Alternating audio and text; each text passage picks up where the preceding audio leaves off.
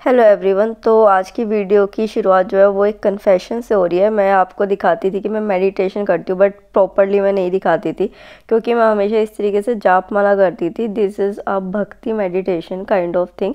मैं आज क्यों शेयर कर रही हूँ, क्यों कन्फेस कर रही हूँ, क्योंकि ये चीज़ जो है ये मेरी लाइफ में बहुत ज़्यादा पॉजिटिविटी लेके आ रही है। तो मैं और हाइड नहीं करना चाहती थी इस चीज़ को कि जिस चीज़ ने मेरी लाइफ को बिल्कुल चेंज कर दिया, स्ट्रेंथ ला दिया है। मतलब सालों पुराने जो ऑब्स्टेकल्स थे मेरी लाइफ में वो अपने आप एज अ मिरेकल ख़त्म होते जा रहे हैं और मैं अपने प्रिपरेशन में इतना आगे बढ़ती जा रही हूँ।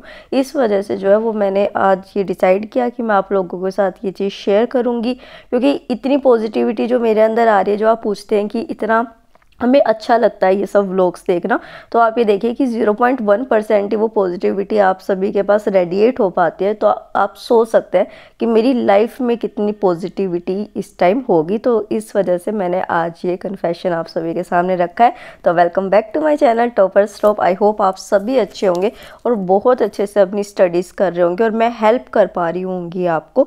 तो यहाँ पे जो है वो मैं शुरुआत कर रही हूँ करंट अफेयर से।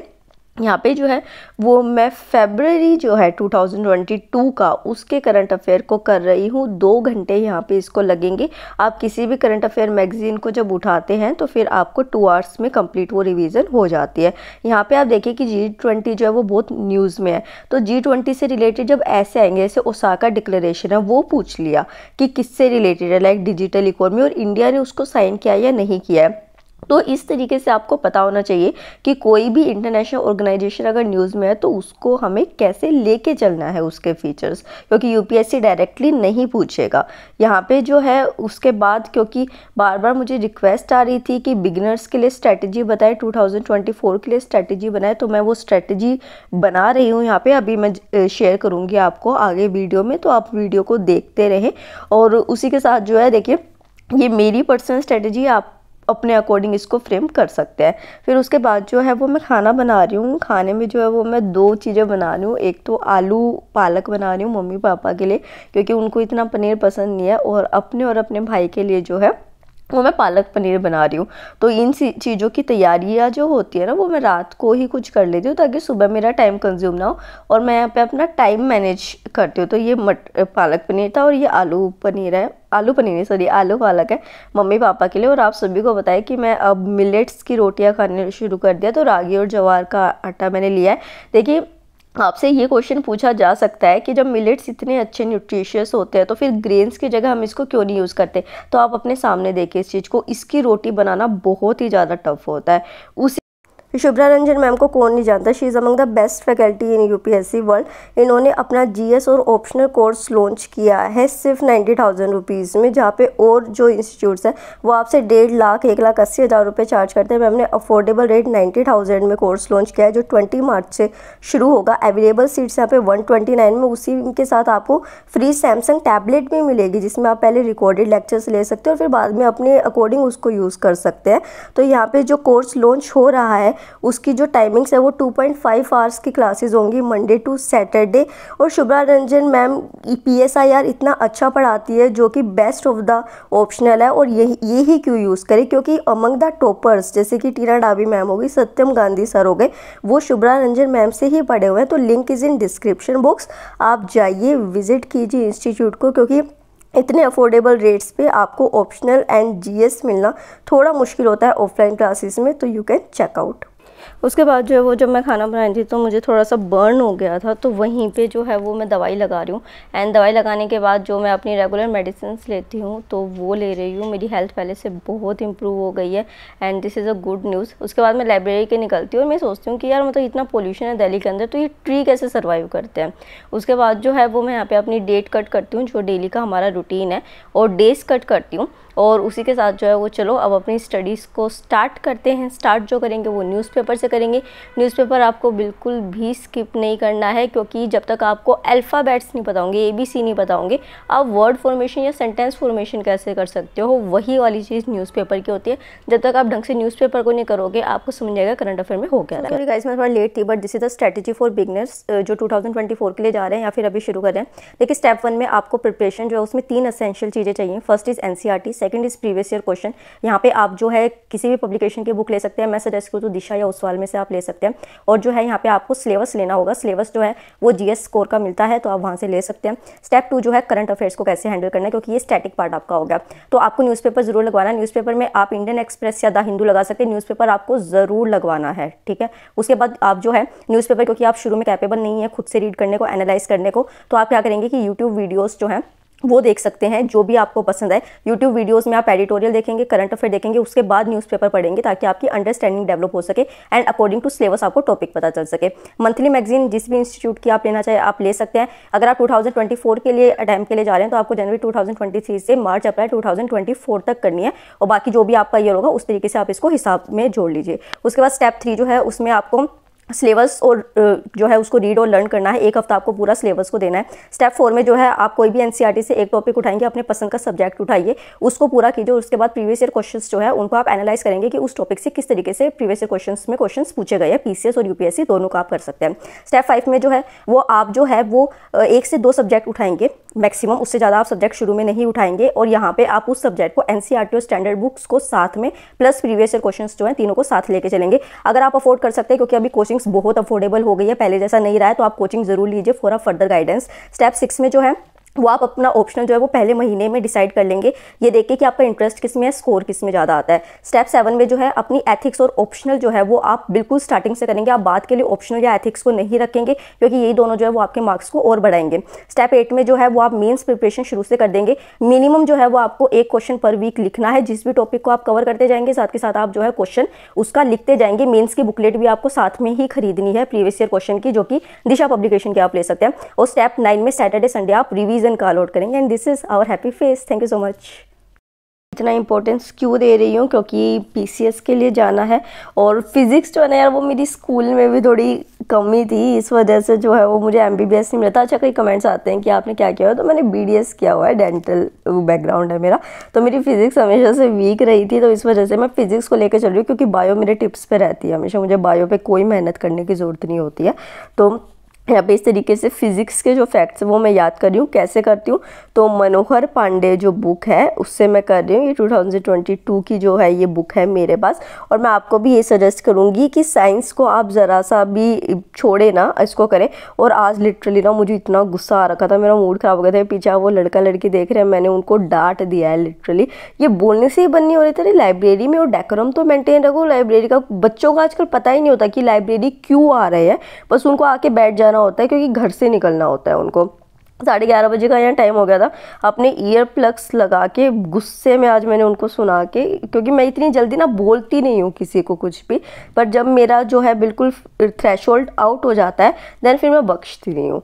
तो उसके बाद जो है फिर मैं यहाँ पे अपना करंट अफेयर कर रही थी, क्योंकि जनवरी 2023 का, और मतलब ईयर प्लग से थोड़ी प्रॉब्लम भी होती है, क्योंकि प्रेशर डेवलप होता है, बट जब कोई सुधरना ही नहीं चाहता तो आप उसको क्या कह सकते हैं। कुछ लोग ढीठ होते हैं, मतलब दे आर मैनरलेस पर्सन, तो आप कुछ नहीं कर सकते। और बार बार मैं लाइब्रेरी भी चेंज नहीं कर सकती हूँ बिकॉज ऑफ दिस पर्सनस, क्योंकि मेरे को अपना एग्ज़ाम देखना है।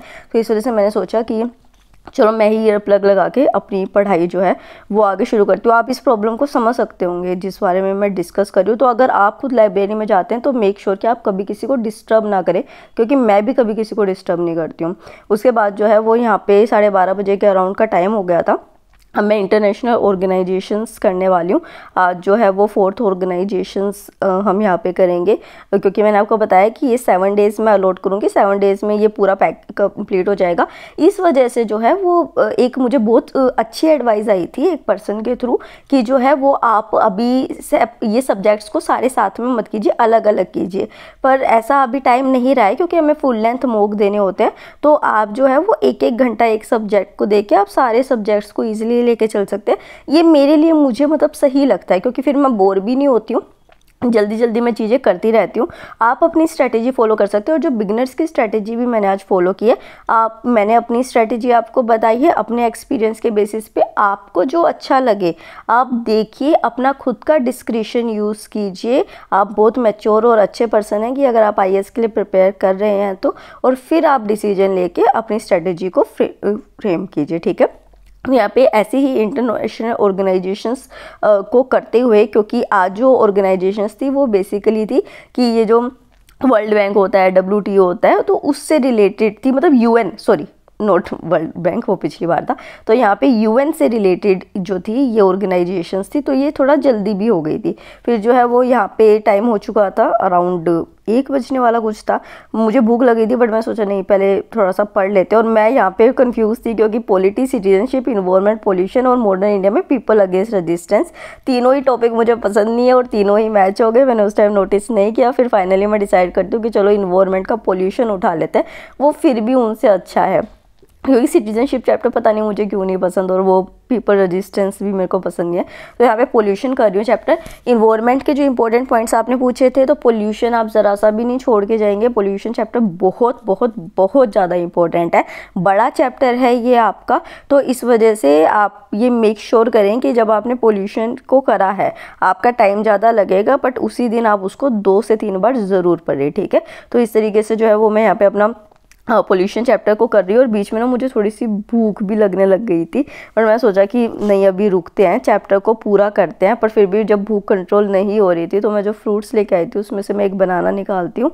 बहुत मुझे राइप्ड बनाना बहुत ज़्यादा पसंद है क्योंकि बहुत टेस्टी होते हैं, तो मैं उसको खाते खाते जो है वो अपना आगे का पोल्यूशन चैप्टर कर रही होती हूँ। आप देख सकते हैं कि लाइब्रेरी जो है वो इस टाइम बिल्कुल खाली ही हो जाती है, 1-2 स्टूडेंट ही होता है वो जो बैठ के पढ़ रहा होता है। तो यहाँ पे आप देखिए कि बिल्कुल लाइब्रेरी खाली है ऑलमोस्ट। यहाँ पे ये पीछे लड़का भी वापस आ चुका है अपना लंच करके, और लाइट भाग जाती है। पर मेरे 2 पेजेस बचे होते हैं, तो मैं सोचती हूँ कि नहीं पहले 2 पेजेस ही कर लेते हैं। तो मैं बुक को थोड़ा ऊपर उठाती हूँ ताकि सनलाइट जो है वो आ सके, और फिर उसके बाद तभी मैंने ये एरिया भी चूज़ किया था पढ़ने का कि अगर ऐसा कुछ होता है तो एक थोड़ी सी सनलाइट आती रहे, नेचुरल लाइट इंपॉर्टेंट होती है हम सभी के लिए। तो यहाँ पे 2 बजने वाले थे, फिर जो है वो मैं जाती हूँ।